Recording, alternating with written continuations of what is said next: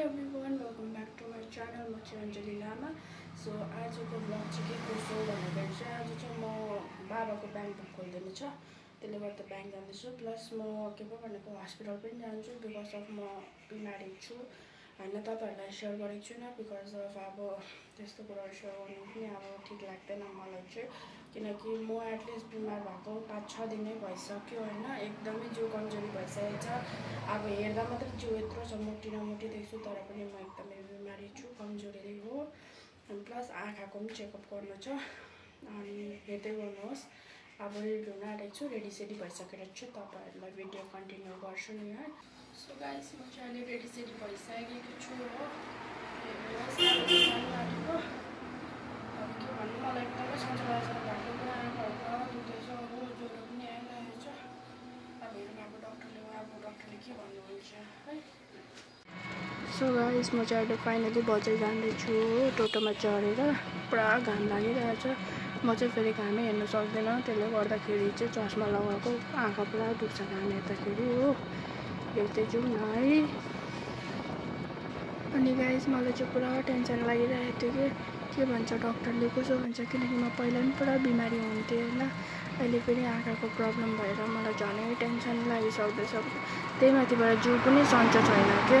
कस्तो भइरहेछ जिउ रिङ्गाटा लाग्दैछ हो, जिउ कमजोरी भएर.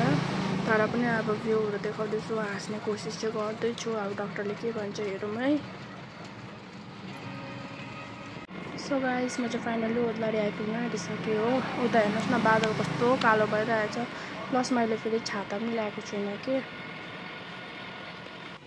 सो गाइस मैले चाहिँ यहाँनिर जेरक्सहरू गरेर जाँदैछु ब्याङ्कतर्फ हो.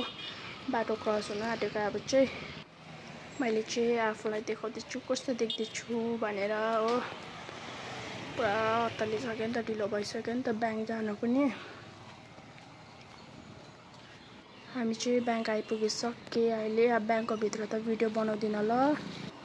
ब्याङ्कको काम सकेर चाहिँ हस्पिटल जाँदैछु म हो. हस्पिटलभित्र नि मैले केही भिडियो बनाएन, सरी गाइस त्यसको लागि चाहिँ. सो गाइस मैले चाहिँ यति बेला डक्टर देखाइसकेको छु हो. यहाँ डक्टरको स्लिप देखाएको हावाले उठेर केही छैन हो. मैले देखाउँदैछु, हाँस पनि उठ्यो क्या आफूलाई एकछिन त. हेर्नुहोस् न डक्टरको स्लिप के हो कसो हो अब हेरौँ न है. यो चाहिँ हाम्रो ओद्लाडी बजार हो गाइस. यति बेला चाहिँ टोटोमा बसिरहेको छु. मलाई भित्र पसेन नि बजारभित्र. म चाहिँ त्यति बेला मलाई चाहिँ पुरा पानी तिर्खा लागेर गरमले हो डाइरेक्ट जुसै खाइदिएको नि माछा. अरू त केही पनि होइन. जुस खाँदै यताउति हेर्दै थिएँ हो. गरम पुरा अपी डरलाग्दो गरम. म चाहिँ जुस खाएकै गर्दै थिएँ कि guys. So guys main important कुरा चाहिँ डाक्टरले के भन्यो मलाई हैन. डाक्टरले चाहिँ भन्नुभएको छ म कमजोरी भएको छु भनेर हो. भिटामिनहरू खानु अनि प्लस आँखामा चाहिँ चस्मा किनेर लाउनु भनेको छ, चस्मा बनाएर हो. अनि फेरि आँखामा ड्रप पनि दिइरहेछ. बस यति नै भन्नुभएको छ डाक्टरले हो. म चाहिँ यति बेला घर जाँदैछु. हेर्दै जाउँ न है. म चाहिँ घर पुगेर यति बेला हो बोडी केलाउँदै थिएँ खाना बनाउनका रातिको लागि हो. के कसो हो. म चाहिँ यति बेला अल्छी लागेर के खानाहरू बनाउँदै थिएँ, बोडीहरू केलाइरहेको थिएँ हो. यताउति अब मान्छेहरू पनि आउँछ नि त.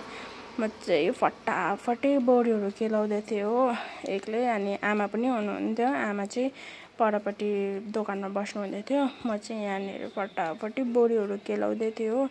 अनि आमालाई पनि भने मैले आमा डाक्टरले यस्तो भन्नुभएको छ भनेर हो. अब हेरौँ अब कहिले चाहिँ अब हुन्छ त्यति बेला चाहिँ म अब चस्माहरू बनाएर चाहिँ चस्मा लगाउनु पर्छ हो.